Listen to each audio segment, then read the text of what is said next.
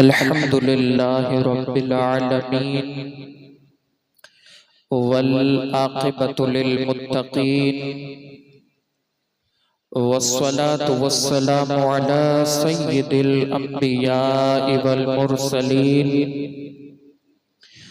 व अला आलिहि व अस्हाबिहि तय्यिबीन अत्ताहिरीन अम्मा बअद फ़अऊज़ु बिल्लाहि मिनश शैतानिर रजीम बिस्मिल्लाहिर रहमानिर रहीम वला तक़ूलू लिमन युक़तलु फ़ी सबीलिल्लाहि अमवात बल अहयाउन वलाकिन ला तशऊरून सदक़ल्लाहु मौलानल अज़ीम व बल्लगना रसूलुहुन नबियुल अमीनुल करीम व नहनु अला ज़ालिका लमिनश शाहिदीन वश शाकिरीन वल्हम्दुलिल्लाहि रब्बिल आलमीन। हाज़िरीन मस्जिद व सामीन मोहतरम, अस्सलामु अलैकुम व रहमतुल्लाहि व बरकातुहू। पढ़िए अस्सलातु वस्सलामु अलैका या रसूल अल्लाह, अस्सलातु वस्सलामु अलैका या हबीब अल्लाह, अस्सलातु वस्सलामु अलैका या नबी अल्लाह व अला आलिका व अस्हाबिका या नूर अल्लाह सल्लल्लाहु ताला अलैका वसल्लम।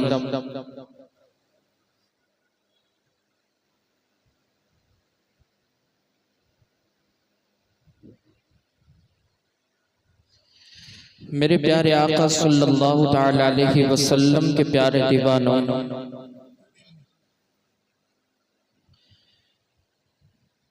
इमाम हुसैन अला जद्दही अलैहिस्सलातु वस्सलाम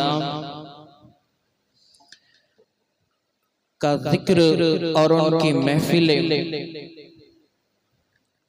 हमने कमोबेश पूरे माह मुहर्रमुल हराम के अंदर में की।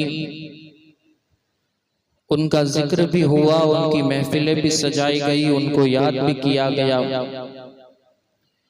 लेकिन मेरे प्यारे आका सल्लल्लाहु ताला अलैहि वसल्लम के प्यारे दीवानों, इमामुल अइम्मा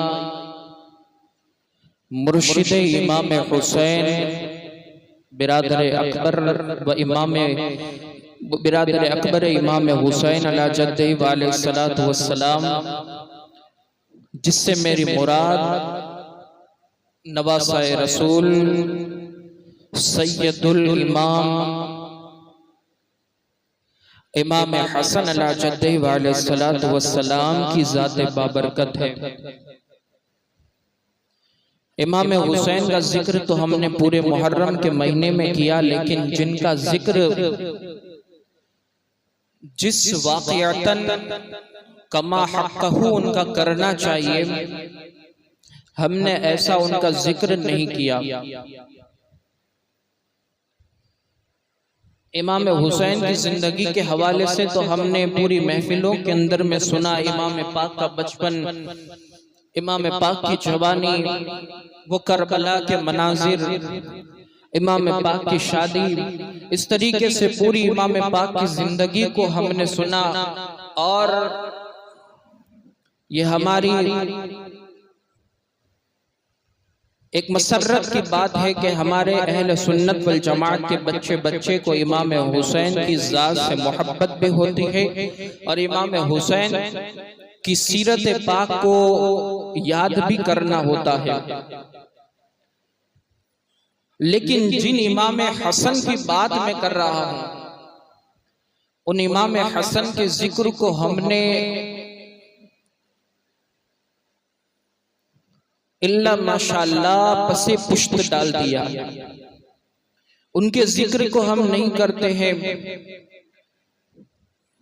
उनके जिक्र की महफिलों को इल्ला माशाअल्लाह हम नहीं सजाते। तो होना ये चाहिए कि इमाम हुसैन के जिक्र के साथ साथ इमाम हसन की याद भी मनाई जाए और उनकी तारीख और उनकी सीरत के अवराक और उनकी सीरत, उनकी जिंदगी को भी हमें पढ़ना चाहिए, अपने बच्चों को बताना चाहिए और महफिलों के अंदर में इसका जिक्र भी करना चाहिए। 28 सफरुल मुज़फ्फर इमाम हसन अला जद्दी अलैहिस्सलातु वस्सलाम की शहादत का दिन गुजरा। ये बात हो रही कि तारीख के अंदर इख्तिलाफात है कि आपकी शहादत 28 सफर को है या 5 रबीउल अव्वल को है, लेकिन अहले सुन्नत वल जमात का अकीदा तो यह है कि चाहे 28 को करो या 5 रबीउल अव्वल को करो, लेकिन उनका जिक्र जरूर करो, इसलिए कि उन तक हमारा इसाल सवाब हमारा पहुंचता है। तो हमारा मकसद है हम हर अपनी जिंदगी के हर लम्हे के अंदर, हर आन के अंदर इमाम हसन को याद करें, उनके जिक्र को बजा लाए। इसी मुनासिबत से मैंने कुरान पाक की एक आयत मुबारका की तिलावत करने का शरफ हासिल किया। अल्लाह तबारक व तआला कुरान पाक के अंदर इरशाद फरमाता है, वला तक़ूलू लिमन युक़तलु फी सबीलिल्लाहि अमवात, जो अल्लाह की राह के अंदर शहीद हो उसे तुम मुर्दा न कहो, बल्कि वो जिंदा है। बल अहया यानी बल्कि वो जिंदा है, वलाकिन ला तशऊरून, ये बात और है कि तुम अपने शऊर के अंदर इसको समझ नहीं सकते हो। ये कुरान पाक का वाज़ेह लफ्जों में बयान है। पता चला कि जो अल्लाह की राह के अंदर शहीद हो उसको आप मुर्दा तसव्वुर न करे, मुर्दा गुमान न करे, न मुर्दा उसको कहे। एक जगह पर यह लफ्ज आया कि मुर्दा न कहो, एक जगह पर कुरान पाक के अंदर यह लफ्ज आया कि उनको मुर्दा तसव्वुर भी न करो, बल्कि वो जिंदा है, वो तुम्हारी अक्ल के अंदर नहीं आ सकते, तुम्हारे शऊर के अंदर नहीं आ सकते। तो हमारा यह अकीदा है कि जो अल्लाह की राह के अंदर शहीद हो। अच्छा, ये बात शहादत के तौर पर आम शहीद के लिए कही गई है, और इमाम पाक चाहे इमाम हसन मुजतबा की जात हो या इमाम हुसैन अला जद्दी अलैहिस्सलातु वस्सलाम की जात हो, वो आला दर्जे के शोदा में से हैं। तो जब मामूली शहादत पाने वाले शहीद की शान ये है कि आप उसको मुर्दा तसव्वुर ना करे, ना मुर्दा गुमान करे, ना उनको मुर्दा कहे, तो जब वो शहीद आजम है तो शहीद आजम की शान और मर्तबे का आलम क्या होगा, इसी बात से आप अंदाजा लगा सकते हैं। तो फिर वो तो शहीद आजम है, फिर फला उनको कोई गुनाह जो है वो मुर्दा तसव्वुर कैसे कर सकता है। तो कुरान पाक की आयत मुबारका से हमें ये बात वाज़हतन मिलती है कि वो जिंदा है, वो हमारी महफिलों को भी सुनते हैं, वो हमारे कामों को भी देखते हैं, हमारी पुकार को भी सुनते हैं। बहरहाल ये कुरान पाक से मैंने थोड़ा सा जो साबित करना था वो साबित किया। अब उनकी जिंदगी को मुझे पढ़ना है और आपके सामने उनकी जिंदगी के कुछ बाब रखने हैं, ताकि हमारी और आपकी अकीदत और मोहब्बत मजबूत हो जाए, इमाम पाक से जो हमारा अटैचमेंट है वो मजबूत हो जाए। मेरे प्यारे आका सल्लल्लाहु तआला अलैहि वसल्लम के प्यारे दीवानों, इमाम हसन, उनकी शान बयान करने के लिए अगर किसी और जुमले का इस्तेमाल मैं न करूं, बल्कि सिर्फ और सिर्फ ये जुमला अगर मैं अपनी जुबान से निकालूं तो उनकी शान बयान करने के लिए ये जुमला काफी है। और वो जुमला ये है कि जिसे हम शहीद आजम इमाम हुसैन अला जद्दी अलैहिस्सलातु वस्सलाम कहते हैं, यानी इमाम हुसैन जिनको कहा जाता है, उनके मुर्शिद का नाम इमाम हसन है, उनके बड़े भाई का नाम इमाम हसन है, और जिसको इमाम हसन अपना खादिम बनाए उसे इमाम हुसैन कहते हैं। तो जब खादिम की शान का आलम यह है कि बच्चा बच्चा अपनी जबान से इमाम हुसैन कहता हुआ नजर आता है, तो जब खादिम की शान यह है तो मखदूम की शान का आलम क्या होगा। आप कहेंगे मैंने खादिम कहा इमाम हुसैन को, तो आप उनकी जिंदगी के अंदर इमाम हसन अला जद्दी वाले सलातु वस्सलाम की जिंदगी के अंदर में हज के सफर को पढ़े तो आपको पता चलेगा। हज के सफर के अंदर इमाम हसन अला जद्दी वाले सलातु वस्सलाम के साथ, चूंकि इमाम हसन पैदल सफर किया करते थे और पैदल हज के लिए जाया करते थे, तो इमाम हसन के साथ में इमाम हुसैन और इमाम जाफर रदियल्लाहुल मौला तबारक व तआला अन्हुमा, ये दोनों आपके साथ में थे। इमाम हसन की शान ये है कि जहां इमाम हसन कदम रख देते थे, आपके छोटे भाई इमाम हुसैन आपके पीछे चला करते थे, कभी आपकी बराबरी में नहीं चलते थे। इतना अदब और एहतराम इमाम हसन से किया करते थे। तो बहरहाल इमाम हसन अला जद्दी वाले सलातु वस्सलाम की विलादत बासआदत जो है वो माह रमजानुल मुबारक की 15 तारीख सन हिजरी 3 के अंदर, हिजरत के तीसरे साल में आपकी विलादत हुई। और नबी करीम सल्लल्लाहु तआला अलैहि वसल्लम ने हजरत अली से फरमाया, जब आपकी विलादत हुई तो हुजूर रहमत आलम सल्लल्लाहु तआला अलैहि वसल्लम को जैसे खबर मयसर हुई कि आपके यहाँ नवासे का जन्म हुआ है, विलादत हुई है, आपने फौरन मौला अली शेर खुदा कायनात, शेर कायनात अलीउल मुर्तजा कर्रमल्लाहु तआला वजहुल करीम से इरशाद फरमाया, ए अली इसका नाम रखो। मौला अली ने अर्ज किया, या रसूल अल्लाह सल्लल्लाहु तआला अलैहि वसल्लम मैं क्या नाम रखूं, आप ही नाम रखे, आप मुझसे बेहतर जानते हैं, आप इनका नाम रखे। तो आकाए करीम सल्लल्लाहु तआला अलैहि वसल्लम ने इरशाद फरमाया, ए अली मैं भी इसका नाम नहीं रखूंगा, बल्कि मैं नाम वो रखूंगा जो अल्लाह तबारक व तआला मुझे नाम का हुक्म फरमाएगा। अभी ये मसला चल ही रहा था, ये गुफ्तगू हो रही थी कि इतने में हजरत सैयदुल मलाइका जिब्रील अलैहिस्सलातु वस्सलाम आकाए करीम सल्लल्लाहु तआला अलैहि वसल्लम के पास हाजिर हुए और सलाम अर्ज करने के बाद जो है वो अर्ज किया, या रसूलुल्लाह सल्लल्लाहु तआला अलैहि वसल्लम अल्लाह तबारक व तआला आपको सलाम कहता है और आपको ये हुक्म फरमा रहा है कि आप इस बच्चे का नाम हजरत हारून अलैहिस्सलातु वस्सलाम के बेटे के नाम पर रखें। हुजूर रहमत आलम सल्लल्लाहु तआला अलैहि वसल्लम ने इरशाद फरमाया कि हारून अलैहिस्सलातु वस्सलाम के बेटे का नाम तो शब्बर और शब्बीर था, और अरबी जबान के अंदर तो इसका मतलब हसन होता है। कुर्बान जाओ हसन नाम के ऊपर।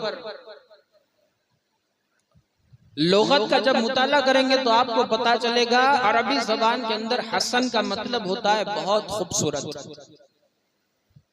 हसन का मतलब ही बहुत होता है बहुत खूबसूरत। और वाकई में इमाम हसन अला जद्दी वाले सलात वस्सलाम की जात ऐसी जात थी कि जिसको हम शबी रसूल सल्लल्लाहु तआला अलैहि वसल्लम कहा जाता है। तो बहरहाल हुजूर रहमत आलम सल्लल्लाहु तआला अलैहि वसल्लम ने हजरत हारून अलैहिस्सलातु वस्सलाम के बेटे शब्बर के नाम पर आपका नाम अरबी के अंदर ट्रांसलेट करेंगे तो नाम हसन बनता है। आपने अल्लाह तबारक व तआला के हुक्म की तामील करते हुए आपने इमाम हसन का नाम हसन रखा। तो इस तरीके से आपका नाम हसन हुआ। मेरे प्यारे आका सल्लल्लाहु तआला अलैहि वसल्लम के प्यारे दीवाने, जब हमारे नबी सल्लल्लाहु तआला अलैहि वसल्लम का विसाल हुआ, उस वक्त हजरत इमाम हसन अला जद्दी वाले सलातु वस्सलाम की उम्र 7.5 साल की थी सिर्फ। आप बहुत छोटे थे, लेकिन आपकी जहानत और आपके कुव्वत हाफिजा का मामला ये था कि 7.5 साल के होने के बावजूद आपने कई अहादीस जो है वो आपने हुजूर रहमत आलम सल्लल्लाहु तआला अलैहि वसल्लम की हदीस पाक के अंदर में नकल फरमाई। यानी आप हदीस पाक के रावी भी हैं, आप हदीस बयान करने वाले भी हैं। तो 7.5 साल की उम्र के अंदर में आपने हदीसों को याद रखा, नकल किया। तो ये सारी चीजें आपके हाफिजा का कमाल है, आपकी याद दहानी, आपका कुव्वत हाफिजा इतना मजबूत था कि 7.5 साल की उम्र में आपने इतनी हदीसों को याद रखा था। बहरहाल चूंकि मैंने बयान किया कि आपकी शक्ल हुजूर रहमत आलम सल्लल्लाहु तआला अलैहि वसल्लम से मुशाबे थी, इसके बारे में हदीस पाक के अंदर है, हजरत अली कर्रमल्लाहु तआला वजहुल करीम बयान फरमाते हैं, अल हसन अशबह रसूलुल्लाह सल्लल्लाहु तआला अलैहि वसल्लम मा बैन सदरी इला रास, यानी हजरत हसन सर से लेकर सीने तक रसूलुल्लाह सल्लल्लाहु तआला अलैहि वसल्लम से हम शबीह थे, यानी मुशाबे थे। इमाम हसन का जिक्र हो रहा है और आप जो है वो इतनी मुर्दा दिली के साथ आप तसव्वुर कर रहे हैं, आप उनका जिक्र सुन रहे हैं, ना सुभान अल्लाह ना माशाअल्लाह। आप जरा अपनी बेदारी का सबूत देते हुए अगर आप सुभान अल्लाह कह लेंगे तो आपके ही नाम आमाल के अंदर नेकियों का अंबार लगता जाएगा। और हम किसकी शान बयान करने के लिए बैठे हैं? नवासा रसूल, नौजवाना ने जन्नत के सरदार इमाम हसन अलैहिस्सलाम की शान बयान हो और सुन्नी इस तरह बैठ करके जो है वो खामोशी के साथ जिक्र सुने, ये हमारे में से नहीं है। तो बहरहाल अपनी बेदारी का सबूत दे। हजरत मौलाए कायनात शेर खुदा अली मुर्तजा फरमाते हैं, इमाम हसन सर से लेकर सीने तक मुशाबे थे। आगे हदीस फरमाते हैं कि अल हुसैनु अशबह नबी सल्लल्लाहु तआला अलैहि वसल्लम मा काना अस्फल मिन जालिक, यानी हुसैन नबी करीम सल्लल्लाहु तआला अलैहि वसल्लम के सीने मुबारक से लेकर के कदम मुबारक तक आप हम मुशाबे थे। आप इमाम हुसैन अला जद्दे वाले सलातु वस्सलाम हुजूर के सीने से लेकर कदम तक मुशाबे थे और इमाम हसन अला जद्दे वाले सलाम सर से लेकर सीने तक मुशाबे थे।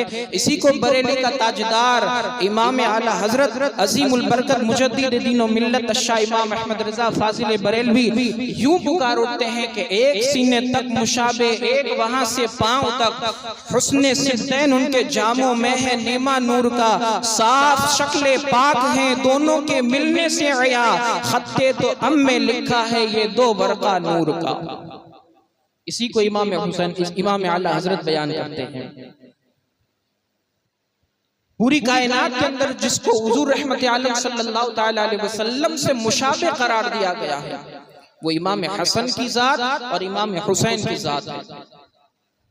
ये है नौजवाना ने जन्नत की शान आलम। मेरे प्यारे आका सल्लल्लाहु तआला अलैहि वसल्लम के प्यारे दीवानों, यूं तो बहुत कुछ बयान करना था, लेकिन एक आखिरी बात आपकी शहादत के हवाले से मैं बयान कर दूं। मेरे प्यारे आका सल्लल्लाहु तआला अलैहि वसल्लम के प्यारे दीवानों, इमाम हसन अला जद्दे वाले सलातु वस्सलाम यूं पांचवें खलीफा भी हैं, अमीरुल मोमिनीन भी हैं। आपने तकरीबन 6 माह तक जो है वो मोमिनों की खिलाफत का काम अंजाम दिया है और आप अमीरुल मोमिनीन बने हैं। 6 माह तक आपने खिलाफत इख्तियार किया था और 6 माह के बाद आपने खिलाफत हजरत अमीर मुआविया रदी अल्लाह तआला अन्हु को सुपुर्द कर दिया था। वो सारी तफसील फिर कभी बयान होगी इंशाअल्लाह। लेकिन इमाम हसन अला जद्दे वाले सलातु वस्सलाम की शहादत की बात बयान करनी है। यहाँ पर रुक कर के एक बात और अर्ज कर दूं कि इमाम पाक को इस तरीके से शहीद किया गया कि आपको 12 और कमोबेश तारीख के अंदर में 6 मरतबा जिक्र आया है कि 6 मरतबा आपको जहर देकर के आपको कत्ल करने की, आपको शहीद करने की कोशिश की गई थी। इसी के हवाले से इब्न साद हजरत इमरान बिन अब्दुल्ला से रिवायत करते हैं कि हजरत इमाम हसन ने ख्वाब देखा कि उनकी दोनों आंखों के दरमियान ये आयत मुबारका यानी कुल हुवल्लाहु अहद ये लिखा हुआ था। जब आपने ये ख्वाब बयान किया तो अहले बैत में से बहुत लोग इससे खुश भी हुए थे। लेकिन जब ये ख्वाब हजरत सईद बिन मुसय्यब के सामने ये ख्वाब बयान किया गया तो उन्होंने फरमाया कि अगर आपका ये ख्वाब सच्चा है तो आपकी जिंदगी के सिर्फ चंद रोज बाकी रह गए हैं। ये ताबीर सही वाक़ई हुई। ऐसा ख्वाब देखने के बाद आप सिर्फ चंद दिन दुनिया फानी के अंदर हयात रहे और फिर आपको जहर देकर के शहीद किया गया।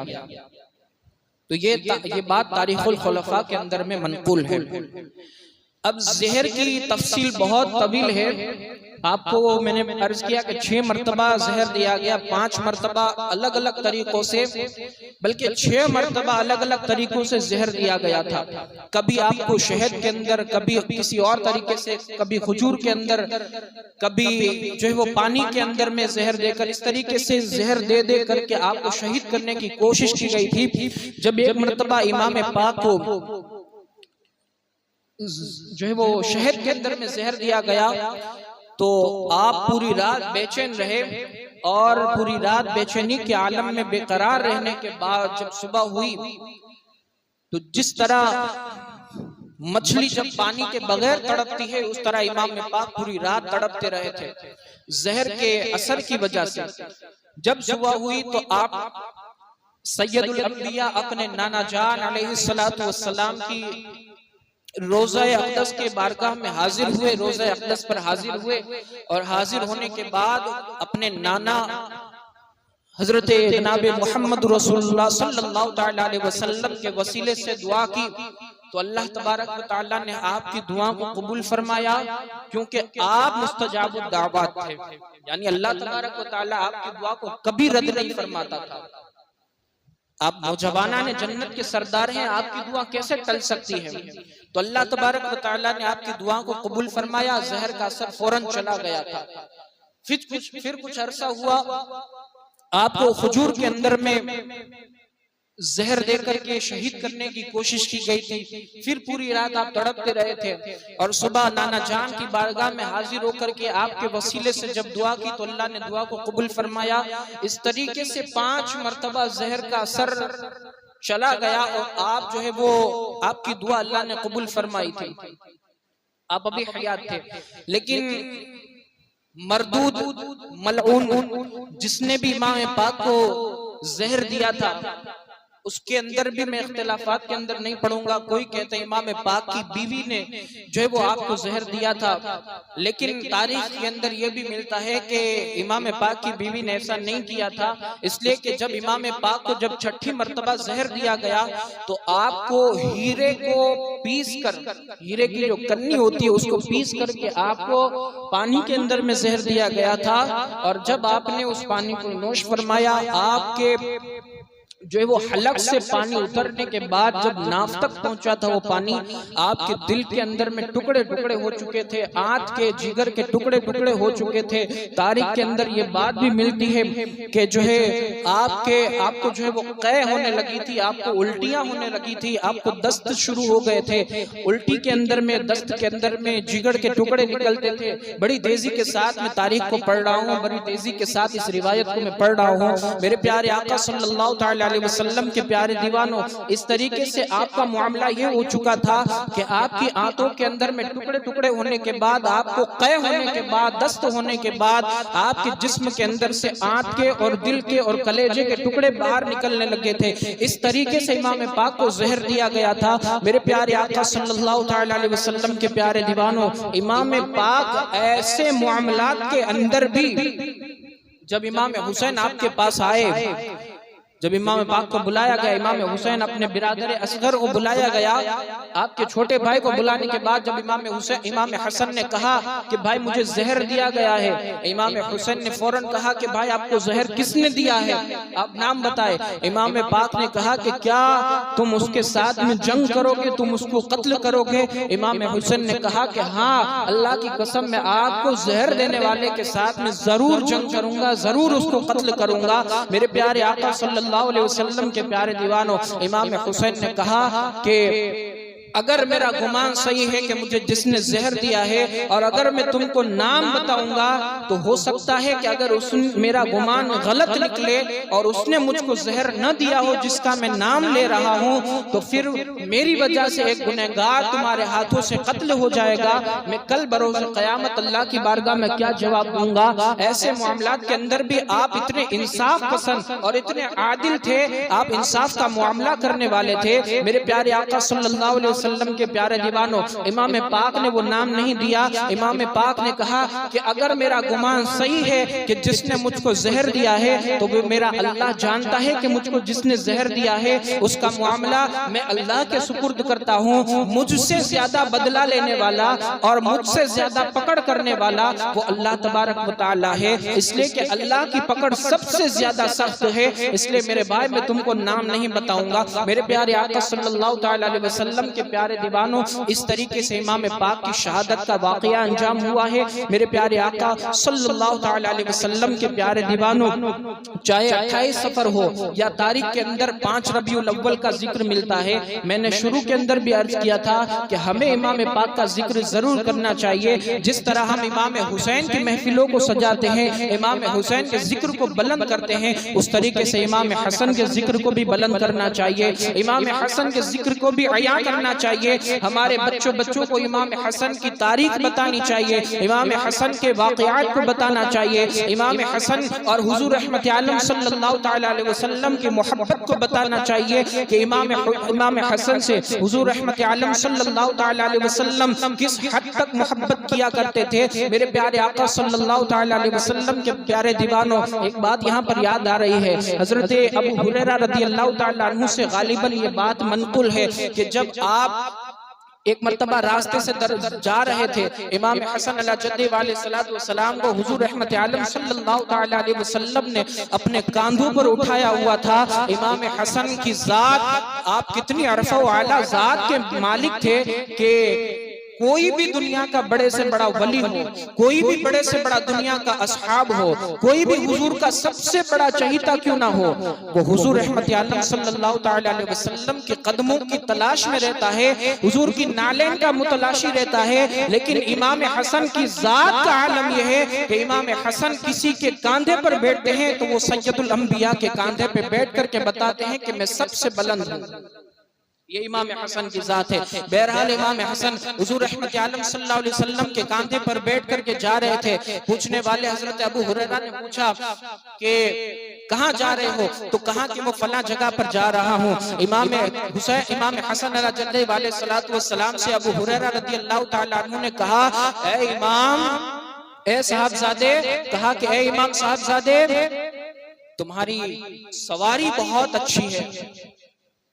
इतने में हुजूर रहमत आलम सल्लल्लाहु तआला अलैहि वसल्लम ने फरमाया, ए अबू हुरैरा, तुम सवारी की बात करते हो, तुम सवार नहीं देखते कि सवार मुझ पर कितना अच्छा है। इतने में हुजूर रहमत आलम सल्लल्लाहु तआला अलैहि वसल्लम ने आसमान की तरफ अपनी निगाहें बुलंद की और अल्लाह की बारगाह में अपने दोनों हाथों को उठा करके दुआ करते हैं, या अल्लाह, मैं इससे मोहब्बत करता हूँ, तू भी इससे मोहब्बत कर। इमाम हसन की जात है।